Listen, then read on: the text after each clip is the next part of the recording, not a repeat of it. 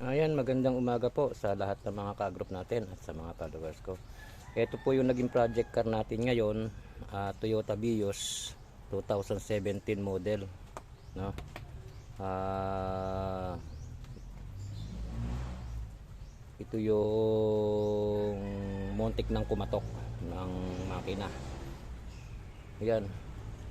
Finish na po yan, bali katatapos ko lang po. At ngayon papaandarin ko na po. Ayan, ang naging issue nito, ayun, umiilaw nga po yung kanyang indicator, matagal na mamatay, tapos minsan hindi na siya nawawala. Talagang totally nakapirmi na yung kanyang oil indicator sa dashboard. Ngayon, yung unang ginawa po namin dito, change oil ko po dahil kulang na kulang yung kanyang langis. Pangalawa, maitim, talagang maitim na yung langis niya.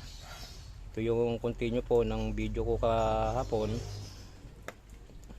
Pinalitan ko na rin po ng oil sending unit, ganun pa rin. Talagang napakaingay ng kanyang makina. Ayan, ang pinalitan ko po dito, oil pump. Yun, palit uli ako ng langis, syempre. Marami pa pong iba. Ayan. Pati Conrad bearing, pinalitan ko. Standard kasi nasugatan po siya.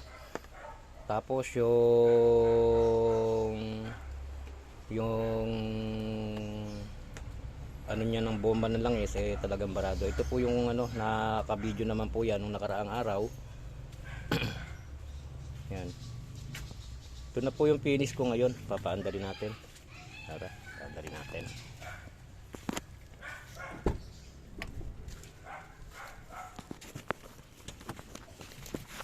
Yan. Toyota Vios.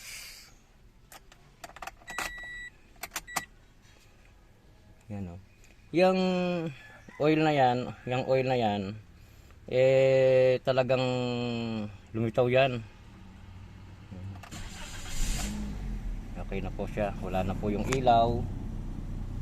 Bumalik na po yung normal niya. Saglit lang po, wala na yung ilaw. Dati mga seconds bago matanggal talaga yung indicator niyan.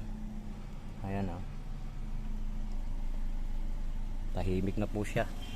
Wala na po yung kala mo umuugong sa kanya na yan. Back to normal. Patahimik na po yan.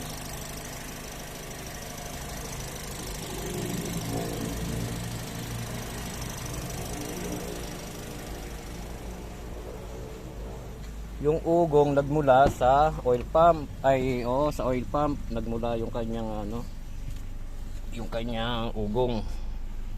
Yan, wala na. Sarap na niyang ang lambot na. Kahit pag aircon, lalo na to pagka nag aircon, namamatay na po. Yan. Sige po, yun, ayan lang po ang update ko sa kliyente ko. At mamaya i-send ko na lang po sa kanya to. Maraming salamat po sa lahat ng mga ka-group natin at sa mga followers ko. God bless po.